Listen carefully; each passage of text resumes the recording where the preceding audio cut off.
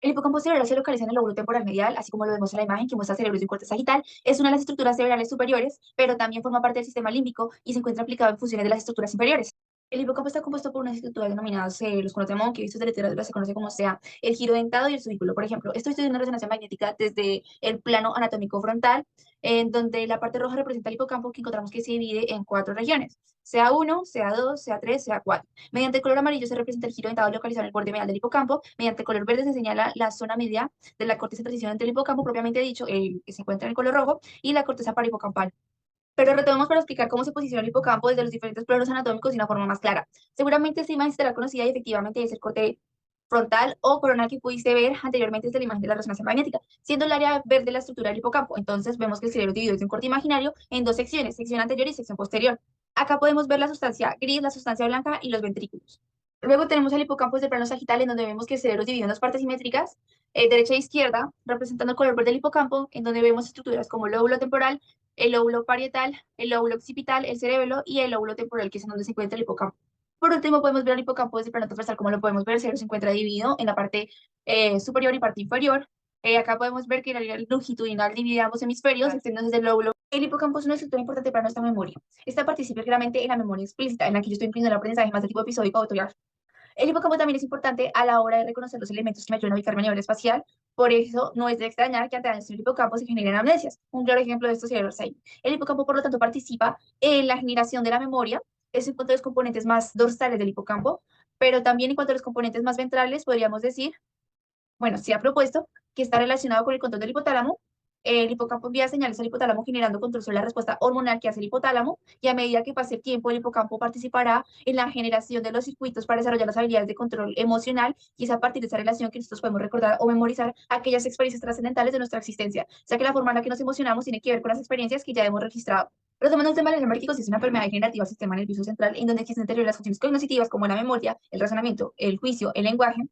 En relación a esto, encontramos que las personas con Alzheimer carecen del principal neurotransmisor del hipocampo, la acetilcolina, ya que las neuronas colinérgicas, que son las que las agregan, mueren, y estas neuronas que nacen en el prosencéfalo dejan de inervar al hipocampo de tal forma que poco a poco el hipocampo se atrofia de no recibir señal. Por ejemplo, en esta imagen, vista desde un corte frontal, podemos ver el cerebro humano de una persona saludable comparado con el de una persona con Alzheimer. En el cerebro sano podemos ver que presenta un córtex e hipocampo normales, saludables, en comparación a una persona con Alzheimer que tiene una dilatación en los ventrículos, una atrofia cortical severa. El cerebelo. El cerebelo es una estructura del sistema nervioso central que se encuentra en la parte posterior del cerebro, debajo de los lóbulos occidentales. La función principal del cerebelo es la responsable de regular y coordinar los movimientos y la postura y sobre todo el equilibrio del cuerpo. Los lóbulos del cerebelo y sus dos fisuras. Hay dos grandes fisuras transversales que dividen el cerebelo en tres lóbulos. El lóbulo anterior, el lóbulo posterior y el lóbulo interno. En la imagen que está al lado derecho pueden observar las fisuras que presenta. Esta es la fisura primaria, que es la más grande. Entre las fisuras prima y posterolateral está ubicada esta. Se subdivide en declive y folio. Y también está acá lo que es la pirámide del Vermis, que ahorita más adelante la vamos a ver. Y el Vermis está entre la mitad de los lóbulos del cerebro. El Vermis es una estructura estrecha en forma de gusano, y es el sitio de la terminación de las vías nerviosas que llevan la propiocepción inconsciente. Las funciones del cerebelo en sí es procesar la información proveniente del área del cerebro, la médula espinal y los receptores sensoriales, con el fin de indicar el tiempo exacto para realizar movimientos coordinados suaves del sistema muscular esquelético, como pararnos, sentarnos, alzar las manos. El cerebelo contribuye a los movimientos que sean uniformes y coordinados. La enfermedad de ataxia es una enfermedad del movimiento muscular descoordinado debido a una lesión en el cerebro, que es pues del área donde controla el movimiento muscular. La ataxia significa la pérdida de coordinación muscular.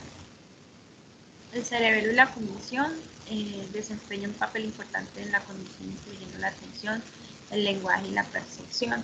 Pues asimismo hay cantidades de patologías que se pueden derivar desde el cerebro, pero pues la más importante fue como esa tasis, que es la que nos habla de los movimientos musculares y la coordinación de los movimientos. Hola, el día de hoy les voy a hablar un poco sobre la amígdala. La amígdala es una estructura subcortical esencial ubicada en el lóbulo temporal medial que posee conexiones con la mayoría del cerebro y desempeña un papel crucial en la integración de las emociones con los patrones de respuesta fisiológica y conductual correspondiente. Además, esa estructura coordina las áreas que detectan las expresiones somáticas de las emociones y la corteza cerebral, responsable del sentimiento consistente, lo que la convierte en un núcleo importante para evaluar el significado emocional de las experiencias. La amígdala es el principal centro de control emocional en el cerebro, encargado de regular las respuestas de miedo y satisfacción. Cabe recalcar que la amígdala tiene forma de una almendra y la presencia de diferentes partes. La amígdala se conoce también como complejo amigdaliano. Funciones de la amígdala. Primero, integración de las emociones y las respuestas autónomas. La amígdala es una estructura cerebral que desempeña un papel importante en asociar las sensaciones de placer o desagrado a nuestras experiencias y en regular nuestras emociones, tanto positivas como negativas, como la felicidad y la alegría. Gestión del miedo y reacción lucha-huida. La amígdala es esencial en la gestión del miedo y activa la respuesta de lucha-huida en situaciones potencialmente peligrosas. Las lesiones en la amígdala pueden provocar reacciones agresivas y la pérdida de miedo, lo que puede tener graves consecuencias. 3. Aprendizaje emocional. La amígdala influye en el aprendizaje asociativo y condicionado, lo que permite elegir estrategia ante la presencia de estímulo y detectar situaciones en las que dichas estrategias son aplicables. Memoria. La amígdala influye en la formación de recuerdos al asociarlos con estados emocionales, lo que permite una mejor conexión y consolidación de materia a recordar. Incluso cuando el hipocampo falla, la amígdala puede permitir la preservación de un recuerdo emocional de una situación, lo que puede explicar la memoria emocional sin recordar el evento específico. Regulación conducta sexual. La amígdala también participa en la regulación de la conducta sexual, permitiendo la asociación entre estímulos y placer, así como en la vinculación emocional entre individuos y el mantenimiento de relaciones íntimas. Agresividad. La amígdala puede relacionarse con la agresividad, ya que su disfunción puede provocar la pérdida de reacciones de autodefensa y agresividad, mientras que una sobreestimulación de estas estructuras puede desencadenar reacciones violentas y agresivas en una persona. Respuestas de saciación. La amígdala también está implicada en la regulación de la ingesta de alimentos y el control de saciación, lo que contribuye a mantener la estabilidad corporal a través de la preservación de la sensación de saciedad. A continuación, el síndrome que escogimos es autismo, TEA, debido a que la amígdala es una estructura cerebral que se encarga de procesar las emociones, especialmente las relacionadas con el miedo y la amenaza en el entorno. Ha sido un objeto de investigación en el autismo y se ha encontrado que la estructura y función de la amígdala está alteradas en personas con esta condición. Las personas con autismo pueden tener dificultades para interpretar la información social debido a una función disminuida de la amígdala. Además, la conectividad entre la amígdala y otras regiones del cerebro se ve afectada en personas con autismo y se ha encontrado que la amígdala derecha puede estar agrandada en niños con autismo y niños con ansiedad. En general, la amígdala es una parte importante del cerebro que influye en muchas condiciones neuropsiquiátricas y su estudio puede ayudar a comprender mejor las emociones y el comportamiento social humano. De los ganglios basales. Los ganglios basales tienen una estructura que son el núcleo caudado, el putamen, el globo pálido, el núcleo subtalámico y la sustancia negra.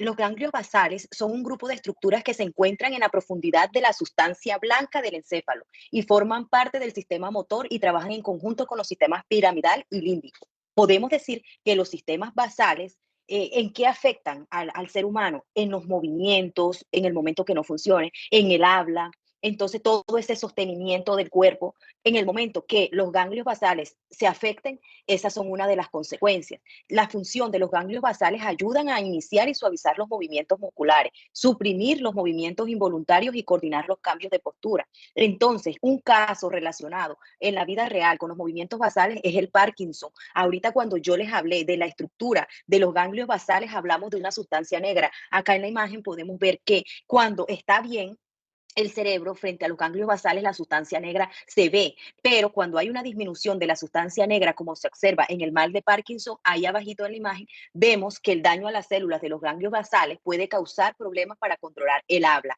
el movimiento y la postura. Esta combinación de síntomas se conoce como el parkinsonismo. Una persona con difusión de ganglios basales puede tener problemas para iniciar, suspender y sostener su movimiento. Está conformado por el encéfalo, el puente, el cilindro sanguíneo y cada uno que son su propia estructura.